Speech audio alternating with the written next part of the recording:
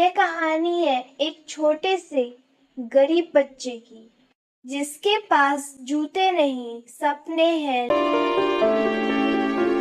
وہ دن کی روشنی میں کھیلنے نہیں نکلتا بلکہ مزدوری کی تلاش میں گلیوں کا رخ کرتا ہے۔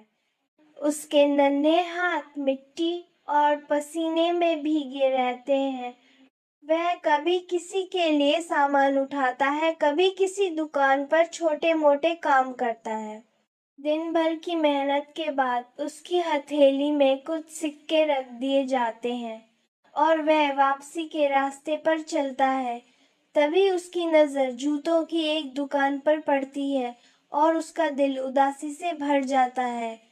وہ تھوڑی دیر انہیں غور سے دیکھتا ہے، پھر اپنے پھٹے جوتے اور پھر اپنے سکوں کو گنتا ہے اور وہ سکے بہت کم ہوتے ہیں۔ یہ سکے شاید دنیا کے لیے کچھ نہیں ہے، لیکن اس بچے کے لیے یہ اس کی ماں کی زندگی کا سہارا۔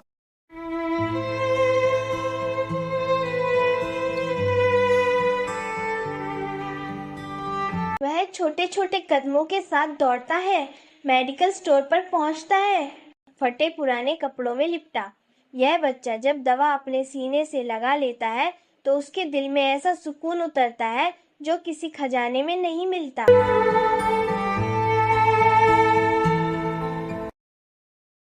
وہ گھر پہنچتا ہے، ماں بیمار چارپائی پر پڑی ہے اور بچہ مسکرا کر اسے دوا دیتا ہے۔ اس کھڑ وہ اپنی بھوک، اپنی تھکان اور اپنے ننگے پیروں سب بھول جاتا ہے۔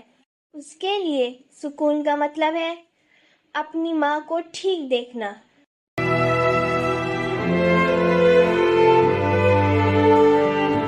وہ بچہ جس کے پاس جوتے نہیں لیکن دل میں سکون ہے، اور وہ سکون اپنی ماں کی مسکان میں ملتا ہے۔